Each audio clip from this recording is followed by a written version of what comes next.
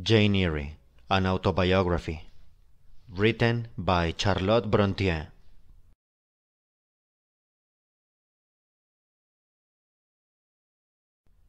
Illustrated by F. H. Townsend, London, Service and Pattern.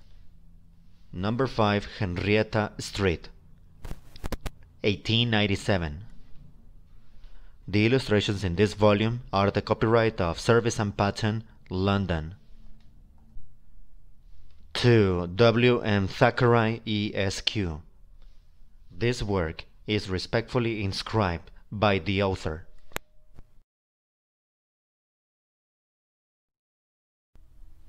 Chapter number 1.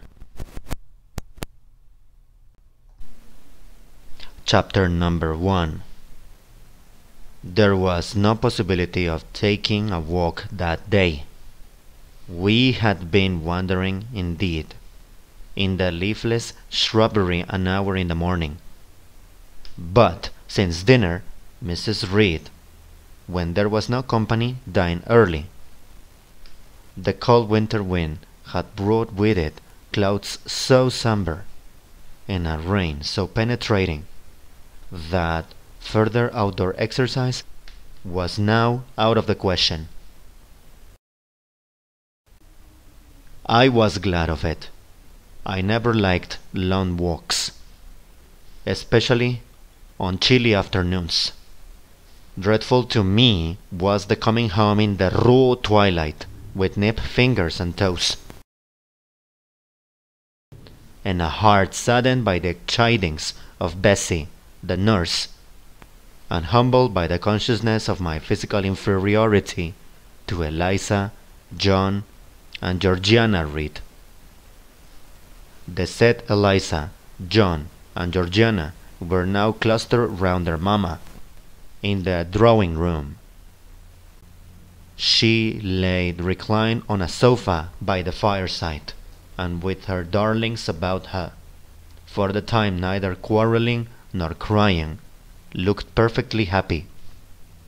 Me she had dispensed from joining the group, saying, "She regretted to be under the necessity of keeping me at a distance, but that until she heard from Bessie, and could discover by her own observation that I was endeavouring in good earnest to acquire a more sociable and childlike disposition, a more attractive and sprightly manner, something lighter, franker, more natural. As it were, she really must have excluded me from privileges intended only for contented, happy little children." "And what does Bessie say I have done?" I asked. "Jane, I don't like cavaliers or questioners. Besides, there is something truly forbidding in a child taking up her elders in that manner. Be seated somewhere, and until you can speak pleasantly, remain silent."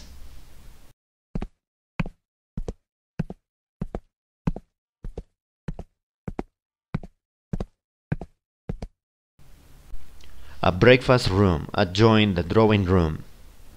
I slept in there. It contained a bookcase. I soon possessed myself of a volume, taking care that it should be one stored with pictures.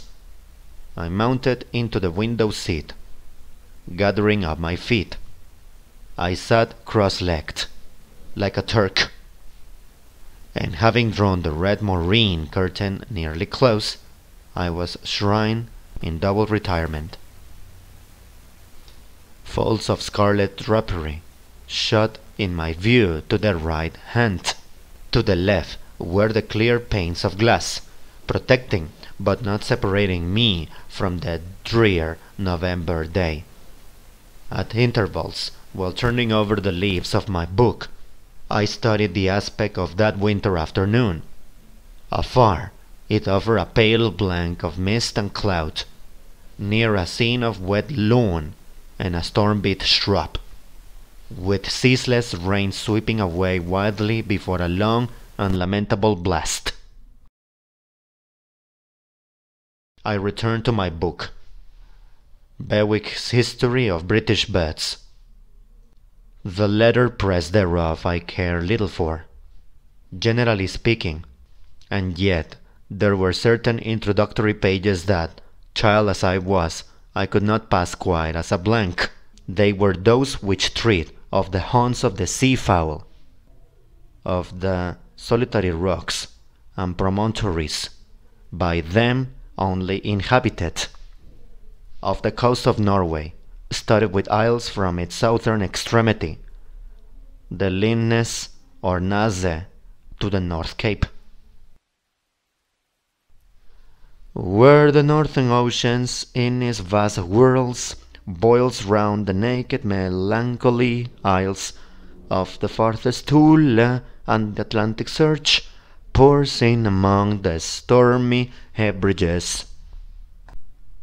Nor could I pass unnoticed the suggestion of the bleak shores of Lapland, Siberia, Spitsbergen, Nova Zembla, Iceland, Greenland, with the vast sweep of the Arctic zone, and those forlorn regions of dreary space, that reservoir of frost and snow, where firm fields of ice, the accumulation of centuries of winters, glazing alpine heights above heights, surround the pole, and concentrate the multiplied rigors of extreme cold. Of these death-white realms I form an idea of my own, shadowy like all the half-comprehended notions that float dim through children's brains, but strangely impressive. The words in these introductory pages connected themselves with the succeeding vignettes, and gave significance to the rock standing up alone in a sea of billow and spray, to the broken boat stranded on a desolate coast, to the cold and ghastly moon glancing through bars of cloud at the wreck just sinking.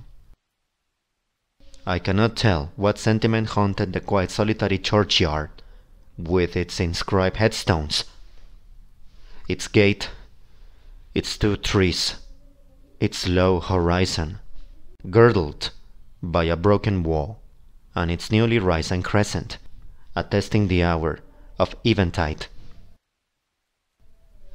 The 2 ships become on a torpid sea, I believed to be marine phantoms.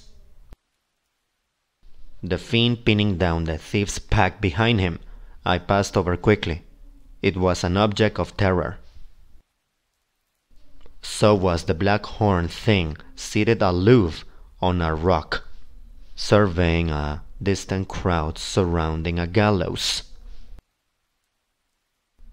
Each picture told a story, mysterious, often to my undeveloped understanding and imperfect feelings, yet profoundly interesting, as interesting as the tales Bessie sometimes narrated on winter evenings, when she chanced to be in good humor, and when, having brought her iron table to the nursery hearth, she allowed us to sit about it, and while she got up Mrs. Reed lace frills and crimped her nightcap borders, fed our eager attention with passages of love and adventure, taken from old fairy tales and other ballads, or, as at a later period I discovered, from the pages of Pamela and Henry, Earl of Morland. With Bewick on my knee, I was then happy. Happy at least, in my way. I feared nothing but interruption, and that came too soon. The breakfast room door opened. "Bah, Madame Mope!" cried the voice of John Reed. Then he paused. He found the room apparently empty. "And where the dickens is she?" he continued. "Lizzie, Georgie," calling to his sisters. "Joan is here. Tell Mama she's run out into the rain. Bad animal." "It is well I drew the curtain," thought I. and I wished fervently he might not discover my hiding place. Nor would John Reed have found it out himself. He was not quick either of vision or conception. But Eliza just put her head in on the door and said at once, "She's in the window seat, to be sure, Jack." And I came out immediately, for I trembled at the idea of being dragged forth by the said Jack. "What do you want?" I asked, with awkward diffidence. "Say, what do you want, Master Reed?" was the answer. "I want you to come here." And seating himself in an armchair, he intimated by a gesture that I was to approach and stand before him. John Reed was a schoolboy of 14 years old. 4 years older than I, for I was but 10. Large and stout for his age, with a dingy and unwholesome skin, thick lineaments in an spacious visage, heavy limbs, and large extremities. He gorged himself habitually at table. Which made him bilious, and gave him a dim and bleared eye and flabby cheeks. He ought now to have been at school, but his mamma had taken him home for a month or two, on account of his delicate health.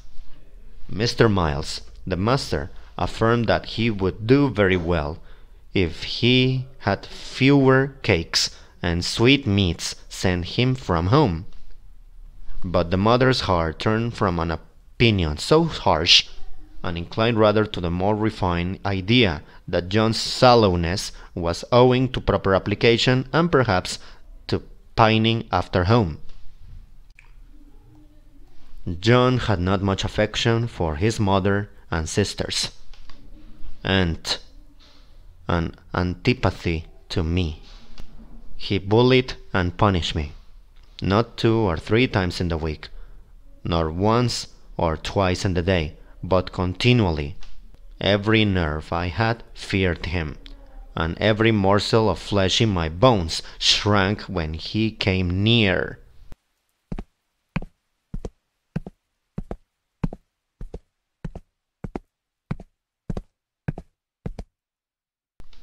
There were moments when I was bewildered by the terror he inspired, because I had no appeal whatever against either his menaces or his inflictions.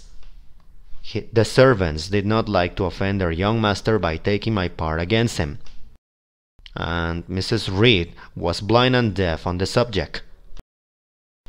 She never saw him strike or heard him abuse me, though he did both now and then, in her very presence more frequently, however, behind her back. Habitually obedient to John, I came up to his chair. He spent some 3 minutes in thrusting out his tongue at me as far as he could without damaging the roots. He knew he would soon strike, and while dreading the blow, I mused on the disgusting and ugly appearance of him who would presently deal it. I wonder if he read that notion in my face, for all at once, without speaking, he struck suddenly and strongly. I tottered, and on regaining my equilibrium, retired back a step or 2 from his chair. "That is for your imprudence in answering Mamma a while since," said he, "and for your sneaking way of getting behind curtains, and for the look you had in your eyes 2 minutes since, you rat." Accustomed to John Reed's abuse, I never had an idea of replying to it. My care was how to endure the blow which certainly followed the insult. "What were you doing behind the curtain?" "I was reading." "Show the book." I returned to the window and fetched it thence. "You have no business to take our books. You are a dependent, Mamma says. You have no money, Your father left you none. You ought to beg, and not to live here with gentlemen's children like us, and eat the same meals we do, and wear clothes at our mamma's expense. Now I'll teach you to rummage my bookshelves, for they are mine. All the house belongs to me, and will do in a few years. Go and stay by the door, out of the way of the mirror and the windows. I did so, not at first aware what was his intention, but when I saw him lift and poise the book and stand in act to hurl it, I instinctively started aside with a cry of alarm. Not soon enough, however. The volume was flung. It hit me, and I fell, striking my head against the door and cutting it. The cut bled. The pain was sharp. My terror had passed its climax. Other feelings succeeded. Wicked and cruel boy! You are like a murderer! You are like a slave driver! You are like the Roman emperors! Other feelings succeeded. Wicked and cruel boy! I said. You are like a murderer! You are like a slave driver! You are like the Roman emperors! I had read Goldsmith's History of Rome, and had formed my opinion of Nero, Caligula, etc. Also, I had drawn parallels in silence, which I never thought thus to have declared aloud. What? What? What? He cried. Did she say that to me? Did you hear her, Eliza and Georgiana? Won't I tell Mama? But first... He ran headlong at me. I felt him grasp my hair and my shoulder. He had closed with a desperate thing. I really saw in him a tyrant, a murderer. I felt a drop or two of blood from my head trickle down my neck, and was sensible of somewhat pungent suffering. These sensations for the time predominant over fear, and I received him in frantic sort. I don't very well know what I did with my hands, but he called me rat, rat, rat, and bellowed out aloud. Eyre was near him. Eliza and Georgiana had run for Mrs. Reed, who was gone upstairs. She now came upon the scene, followed by Bessie and her maid Abbott. We were parted. I heard the words, "Dear, dear, what a fury to fly at Master John! Oh my, did ever anybody see such a picture of passion?" Then Mrs. Reed subjoined, "Take her away to the Red Room and lock her in there." 4 hands were immediately laid upon me, and I was borne upstairs. End of chapter.